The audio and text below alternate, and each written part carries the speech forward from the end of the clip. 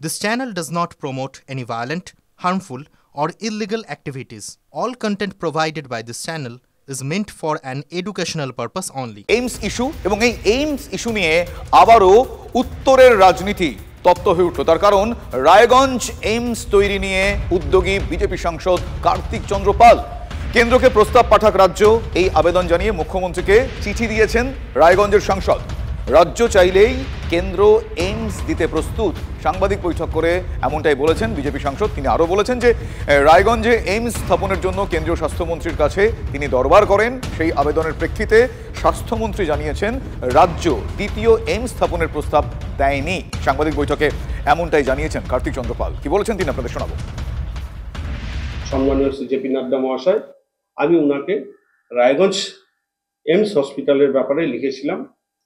উনি আমাকে আমার যে লেটার দিয়েছিলাম তার উত্তরে উনি জানিয়েছেন যে ওয়েস্ট বেঙ্গল গভর্নমেন্ট থেকে এখন অবধি সেকেন্ড এইমসের প্রপোজাল দেওয়া হয়নি। মুখ্যমন্ত্রীকে আমি অনুরোধ করেছি আমাদের উত্তরবঙ্গের স্বার্থে উনি যেন সেকেন্ড এইমসের জন্য কেন্দ্র সরকারের কাছে একটা প্রপোজাল পাঠায়। আপনারা শুনলেন কার্তিক চন্দ্র পাল, তিনি কি বলছেন। কিন্তু এই রায়গঞ্জে এইমস ইস্যু নিয়ে রাজ্যসভায় সরব হয়েছেন বিজেপি সাংসদ শ্রমিক ভট্টাচার্য। কেন্দ্র এইমস মঞ্জুর করুক, রায়গঞ্জে জমি দেওয়া হবে, কোনো সমস্যা হবে না, এমনটা দাবি করেছে তৃণমূল বিধায়ক কৃষ্ণ কল্যাণীর। তার বক্তব্য শোনাবো আপনাকে। দরবার করা গিয়েছে, আমি আগে কার্তিক বাবুকে বলবো উনি স্যাংশন নিয়ে আসুক, হ্যাঁ, তারপর পশ্চিমবঙ্গের সরকার দ্বারা যা পদক্ষেপ নেওয়া দরকার আছে আমরা তার জন্য প্রস্তুত। এইমস আর আসার প্রস্তাব আসেনি, আগে এক্সপ্রেস অফ ইন্টারেস্ট দেখাক কেন্দ্র সরকার, চিঠি দিক, এক্সপ্রেস অফ ইন্টারেস্ট দেখাক, তারপর নিশ্চিত রাজ্য সরকার তার রেসপন্ড করবে। আর এক্ষেত্রে ইস্যু এক, মানে এই এইমস ইস্যু, এই ইস্যুতে বিজেপি এবং তৃণমূলকে তীব্র কটাক্ষ করতে ছাড়েননি কংগ্রেসের জেলা সভাপতি মোহিত সেনগুপ্ত। তিনি কটাক্ষ করে কি বলছেন শোনাবো আপনাদের। বলে দিচ্ছে তুমি প্রস্তাব পাঠাও, আর বলটা ছেড়ে দিন। নাটকবাজি চলছে, এটা বিজেপি একদিকে করছে, তৃণমূল কংগ্রেস একদিকে করছে। আমাদের এইমস নিয়ে গেছে, আমাদের মুখের গাছ টেনে নিচ্ছে। দুটি দলকেই এই পাপের প্রায়শ্চিত্ত করতে হবে। কিন্তু এই ইস্যু যেভাবে উস্কে উঠছে তাতে 2026-এর বিধানসভা ভোটে ইস্যু হতে চলেছে কি এইমস, এ প্রশ্নের উত্তর কিভাবে পাওয়া যাচ্ছে শুনবো আমরা। যে এইমস রায়গঞ্জে হওয়ার কথা সেই এইমসকে নিয়ে এলো কল্যাণীতে। আমাদের বক্তব্য ছিল রায়গঞ্জের মতন হোক, কল্যাণীতে আরেকটা হলে অসুবিধা কি আছে। কিন্তু ওই যে কৃতিত্ব চলে যাবে প্রয়াত নেতা পুরেন্দ্র দাস মুন্সির ভাগে, তাই কৃতিত্ব নিতে দেওয়া হবে না। তাই তার বিরোধিতার করার মতন সংকীর্ণতার কারণে আজকে উত্তরবঙ্গ এইমস থেকে বঞ্চিত। অন্যদিকে তৃণমূল কংগ্রেসের গোষ্ঠী কোন্দল, মাঝে মধ্যেই সে খবর পাওয়া যায়। এবার চোপড়ার কথা আপনাদের বলবো, সেখানেও শাসক দলের মধ্যে গোষ্ঠী কোন্দলের খবর। ইসলামপুর ব্লকের কমলগাঁও সুজালি গ্রাম পঞ্চায়েতে দুর্নীতির অভিযোগে তৃণমূল কংগ্রেসের অন্দরেই দ্বন্দ্বের পরিস্থিতি। বিধায়ক বনাম জেলা সভাপতির গোষ্ঠীর মধ্যে একটা তীব্র বিবাদ শুরু হয়েছে। একে অপরের বিরুদ্ধে দুর্নীতির অভিযোগের সরব এই দুই পক্ষ, তৃণমূল কংগ্রেসেরই এই দুই পক্ষ। বিধায়ক হামিদুল রহমান অনুগামীর দল পরিচালিত পঞ্চায়েত বোর্ডের প্রধানের অপসারণ চেয়ে বিডিও এবং প্রশাসনের দ্বারস্থ হয় অঞ্চল তৃণমূল নেতৃত্ব। আর এই অঞ্চল তৃণমূল জেলা সভাপতি কানাইয়ালাল আগরওয়ালের গোষ্ঠী হিসেবেই পরিচিত। ফলে দুই গোষ্ঠীর মধ্যে দ্বন্দ্ব প্রকাশ্যে চলে আসে। আমাকে 9 মাস ধরে পঞ্চায়েত ঢুকতে দিচ্ছে না। আবার দেখলাম যে কালকে ওরা বিডিও অফিসে ডেভিশন দিচ্ছে যে আমি নাকি পঞ্চায়েত যাই না। আর পঞ্চায়েতে আমি গেলে আমার প্রাণে মারার হুমকি দিয়ে আমাকে লোকজন দিয়ে অ্যাটাক করাচ্ছে। দলকে জানিয়েছি আমি। কোনো সুরাহা হয়নি? হ্যাঁ, দেখছে সেটা দল, আমরা উচ্চ ন্যায়ালয়ে বিচার করে দেখছে সেটা। আব্দুল সাত্তার আমাদের সুজালির অঞ্চল প্রেসিডেন্ট যে এখন আছে, আমার বাড়িতে গিয়েছে, আমাকে খুঁজে বেড়াচ্ছে, সই করে দিতে হবে। তো আমি ওনাকে প্রশ্ন করছি যে কিসের সই করে দিতে হবে। বলছে নুরি বেগমকে সরানোর জন্য। আমাদের ধমকি দিচ্ছে, আমরা ধমকিতে চলবো না। আব্দুল সাত্তারকে এই মুহূর্তে যেন ওনাকে সাসপেন্ড করা হোক। এদিকে দলের অঞ্চল সভাপতির বিরুদ্ধে প্রাণনাশের হুমকি সহ একাধিক অভিযোগ তুলে চোপড়ার বিধায়কের দ্বারস্থ হয়েছেন পঞ্চায়েত প্রধান সহ অন্যান্য সদস্যরাও। ওই মেম্বার সদস্যগুলা যদি বলে, কারণ যে সুজালি গত 15 বছর ধরে যা শোষণ হয়েছে, আর ওরা 3 লক্ষ 2 লক্ষ 5 লক্ষ টাকা নিয়ে সেরা টিকিট নিয়েছে, সেই পয়সাটা সে তুলতে পারছে না, কাটমনি করতে পারছে না, সেই জন্য সেই অভিযোগটা তো করবেই। আর এবার যে খবর আপনাদের দেবো সেটাও গোষ্ঠীকোন্দল, পঞ্চায়েতের মধ্যে গোষ্ঠীকোন্দল, এবং সেটা প্রকাশ্যে চলে আসে। এক্ষেত্রে মাটি বিক্রি করা নিয়ে পঞ্চায়েত প্রধান এবং উপপ্রধান তাদের মধ্যে মূল কাজিয়া। বারাসতের ছোট জাগলিয়ায় এই ঘটনায় খুব স্বাভাবিকভাবেই চাঞ্চল্য ছড়িয়ে পড়েছে। পঞ্চায়েত প্রধান তিনি অভিযোগ করছেন এলাকায় বৃদ্ধাশ্রম তৈরি হবে, আর সেই বৃদ্ধাশ্রমের ভিত কাটার পর যে মাটি উঠেছে সেই মাটি রাতের অন্ধকারে বিক্রি করে দিচ্ছেন উপপ্রধান।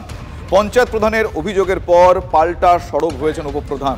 অঞ্চল সভাপতির পদ সরাতে ষড়যন্ত্রের অভিযোগ এনেছেন উপপ্রধান। তৃণমূলের অন্দরে গোষ্ঠীকোন্দলে খুব স্বাভাবিকভাবেই বিরোধী শিবিরে আবারও কটাক্ষের সুর। এখানে আসো শান্ত। মাটি কোথায় কোথায় মাটি নিয়ে যাচ্ছিলেন? হ্যালো, মাটি আপনি নিয়ে যান কেন? কে বলেছে মাটি নিতে?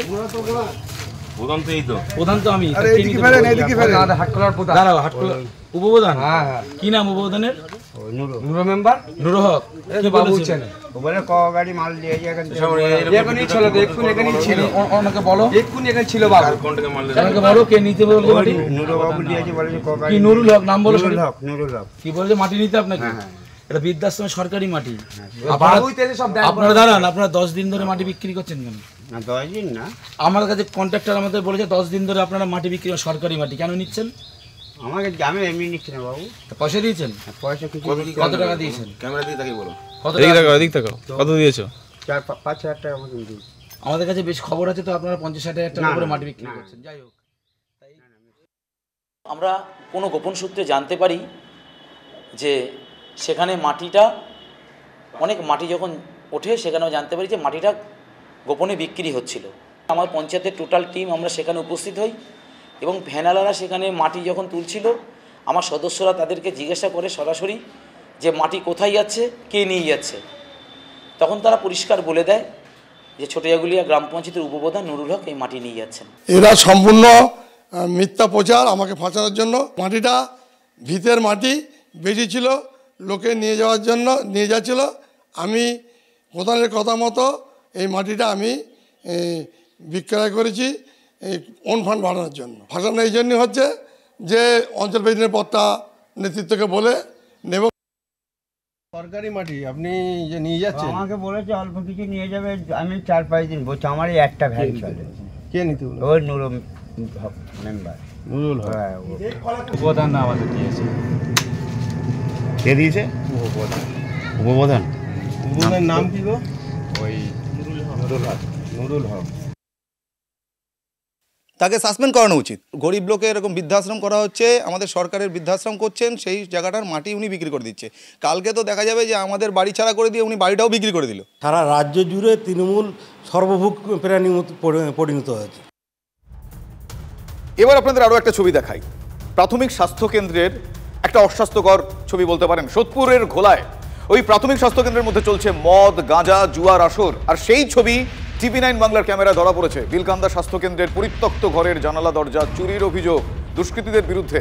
স্বাস্থ্যকেন্দ্রের তালা ভেঙে ভেতরের ওষুধপত্র, পাখা চুরি করে নিয়ে যাওয়া হয়, অভিযোগ এমনটাই। আর এই দুষ্কৃতীদের দাপাদাপিতে আতঙ্কিত এবং নিরাপত্তাহীনতায় ভুগছেন স্বাস্থ্যকেন্দ্রে যারা কাজ করেন, তাদের মধ্যে ডাক্তার থেকে শুরু করে কর্মীরা, তারা প্রত্যেকেই আতঙ্কেই ভুগছেন। ঘটনায় এর আগে পুলিশে জানানো হয়েছে, কয়েকজন গ্রেপ্তারও হয়েছে, ব্যবস্থা নেওয়ার আশ্বাস দিয়েছে প্রশাসন। কিন্তু বর্তমানে অবস্থা যে কে সেই ছবি আমাদের ক্যামেরা ধরা পড়েছে।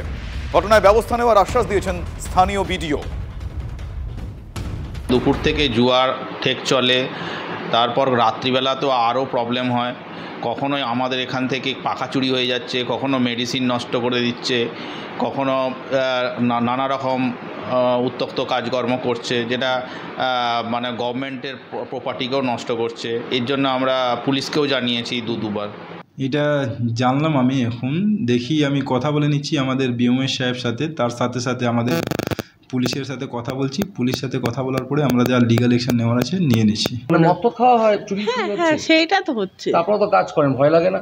ভয় লাগলে কি করবো, ওই দিন এখন আসি বেলাতে। আচ্ছা আচ্ছা। যদি এরকম ঘটনা যদি ঘটে থাকে, প্রশাসনকে জানিয়ে, প্রশাসনকে সাথে নিয়ে যারা এই কাজের সাথে যুক্ত তাদের কঠোর থেকে কঠোর শাস্তির দাবি আমরা করব। আজ থেকে 4 মাস আগে একটা চুরির ঘটনা ঘটেছিল, আমাদের স্বাস্থ্যকেন্দ্র থেকে জানিয়েছিল। আমরা ঘোলা থানাকে জানিয়েছিলাম। ঘোলা থানা থেকে সেই চোরকে সমেত যেই চুরি যাওয়া মাল, যে ফ্যান চুরি হয়েছিল, সেগুলো রিকভারি করে লাগিয়ে দিয়েছে। এখন নতুন করে কেউ যদি এই অসামাজিক কাজ যদি করার চেষ্টা করে, আমরা আর আমাদের দল এগুলো বরদাস্ত করবে না। এবার যে খবরটা আপনাদের জানাবো সেটা হচ্ছে দুর্যোগের কারণে দুর্ভোগ, বন্যা, দানা, একের পর এক প্রাকৃতিক দুর্যোগ, এবং সেই দুর্যোগে ব্যাপক ফসল নষ্ট হয়েছে।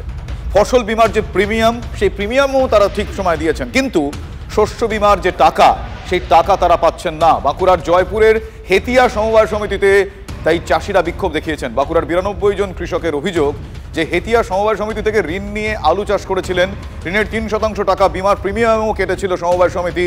সমিতির দাবি সরকার নির্ধারিত বেসরকারি বিমা সংস্থায় সেই প্রিমিয়ামের টাকা জমা দিয়েছেন তারা। পরে আলু চাষে ক্ষতি হয়। বাকি 621 জন চাষি বিমার টাকা পেলেও যে 92 জন তার অভিযোগ জানাচ্ছেন তারা বিমার টাকা পাননি। তাদের অভিযোগ এমনটাই, প্রায় 6 মাস ধরে সমবায় সমিতি, স্থানীয় কৃষি দপ্তর, ব্লক প্রশাসনের দ্বারস্থ হয়েছেন তারা। পাল্টা সমবায় সমিতি দাবি করছে আবার বিমা সংস্থা কৃষি দপ্তরকে জানিয়ে তারাও কোনো রকম সদুত্তর পাচ্ছেন না। ফলে এই 92 জন এই মুহূর্তে যথেষ্টই অসহায় অবস্থায় রয়েছেন। সমবায় সমিতি থেকে লোন নিই প্রত্যেক বছর চাষের জন্য, আর লোন নিলে একটা ইনশিওর করা থাকে। এই বছর করে দিয়েছিল বাজাজ অ্যালিয়েন্স কোম্পানিকে, কিন্তু আমাদের সমবায় সমিতি, হেতিয়া সমবায় সমিতি থেকে 713 জনের মধ্যে 92 জন পয়সা আমরা পাইনি। কিন্তু আমরা 6 মাস ধরে ঘুরছি, আমরা পয়সাটা পাচ্ছি না। ছাড়ের টাকা আমরা আমাদের পাওয়ার কথা, আমাদের 700 জন মেম্বার টাকা পেয়ে গেছে, আমরা 92 জন টাকা পাইনি। তার জন্য আমরা আন্দোলন করছি। প্রত্যেকেই প্রায় 50-55 হাজার টাকা কিছু এরকম টাকা আমরা পাবো। আমরা ওই 92 জন চাষি আমরা পাবো এই টাকাটা। এই টাকাটা পেলে আমাদের উপকার হয়, তার জন্য আমরা আন্দোলন করি। এর আগে বহুবার এডিও অফিসে জানিয়েছি, সিআই সাহেবকে জানিয়েছি, বাজাজ আলিয়ান্সের যে ডিস্ট্রিক্ট ম্যানেজার আছে তেনাকে জানিয়েছি, লিস্ট দিয়েছি যে কাদের কাদের টাকা আসেনি, কি কারণে আসেনি সেইটা অন্তত জানান। এডিও সাহেবের সাথে ইন্স্যুর কোম্পানি বলছে শুধু ডেট করতে পারছি না, মিটিংয়ে বসতে পারছি না, কিন্তু ঝামেলাটা ভোগ করতে হচ্ছে আমাদেরকে। দিল্লির ছবিটা আপনাদের দেখাবো। দিল্লিতে প্রবল ধোঁয়াশা এবং খুব স্বাভাবিকভাবেই বন্ধ করে দেওয়া হয়েছে 5ম শ্রেণী পর্যন্ত স্কুল। শিশু এবং বিদ্যুতের বাইরে না বেরোনোর পরামর্শ সরকারের। গত কয়েকদিনে বাতাসে দূষণের মাত্রা 400 ছাড়িয়েছে। রাজধানীতে দৃশ্যমানতা কার্যত তলানিতে এসে ঠেকেছে। পরবর্তী পদক্ষেপ ঠিক করতে আজ বৈঠকে দিল্লি সরকার অড ইভেনের মতো চূড়ান্ত সিদ্ধান্ত হয় কিনা সেই দিকে নজর অবশ্যই থাকবে। পরবর্তী নির্দেশ না আসা পর্যন্ত 5ম শ্রেণী পর্যন্ত স্কুল বন্ধ, ততদিনে অনলাইন ক্লাস চলবে।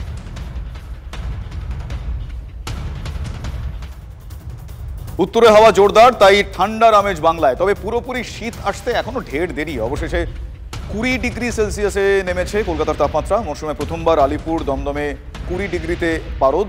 দিল্লির চেয়েও বেশি ঠান্ডা পুরুলিয়া এবং বীরভূমে।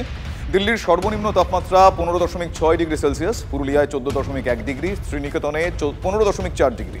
সর্বনিম্ন তাপমাত্রা আরও কিছুটা নামবে বলে আশা করা হচ্ছে। তবে বেলায় ঠান্ডার আমেজ এখনই পাওয়া যাবে না, রাতের দিকে ঠান্ডা পাওয়া যাবে।